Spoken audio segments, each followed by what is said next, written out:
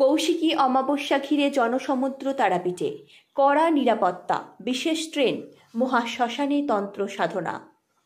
আজ শুক্রবার 22শে আগস্ট কৌশিকী অমাবস্যা।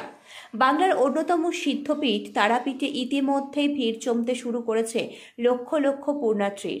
আগামী 2 দিন ধরে কয়েক লক্ষ ভক্তের সমাগমের সম্ভাবনায় প্রস্তুতি তুঙ্গে মন্দির চত্বর ও আশেপাশের এলাকায়। পুণ্যার্থীদের নিরাপত্তায় প্রায় 1000 পুলিশকর্মী, 1700 সিভিক ভলেন্টিয়ার, মন্দিরের নিজস্ব সুরক্ষা বাহিনী ও বেসরকারি নিরাপত্তা রক্ষী নিয়োগ করা হয়েছে।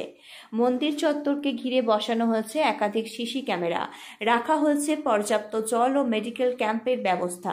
পাশাপাশি পুণ্যার্থীদের ভিড় সামাল দিতে রেল দপ্তর হাওড়া থেকে রামপুরহাটের উদ্দেশ্যে আগামী 3 দিন বিশেষ ট্রেন চালু করেছে। কথিত আছে, এই কৌশিকী অমাবস্যা রাতেই তারাপীঠের মহাশ্মশানে সাধক বামদেব তপস্যা করে মা তারার দর্শন লাভ করেছিলেন। তারও বহু আগেই মহাশ্মশানের পঞ্চমন্ডির আসনে সপ্তঋষি বশিষ্ঠ মুনি কঠোর সাধনায় মা তারার কৃপা পেয়েছিলেন।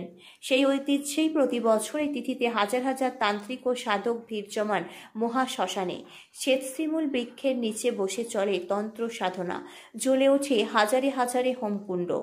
এবছর 22শে আগস্ট শুক্রবার সকাল 11:56 শুরু হচ্ছে কৌশিকী অমাবস্যার তিথি, যা চলবে 23শে আগস্ট শনিবার সকাল 11:24 পর্যন্ত। মন্দির কমিটির আশা, এবছর 4 থেকে 5 লক্ষেরও বেশি পুণ্যার্থী ভিড় করবেন তারাপীঠে। কৌশিকী অমাবস্যাকে কেন্দ্র করে শুধু পুণ্যার্থী নন, সাধারণ মানুষের মধ্যে উৎসাহ চোখে পড়ার মতো। আলো, ভক্তিরঙ্গ ও আধ্যাত্মিক আবহে সাজে উঠেছে সমগ্র তারাপীঠ। ব্যুরো রিপোর্ট, আমার বাংলা নিউজ।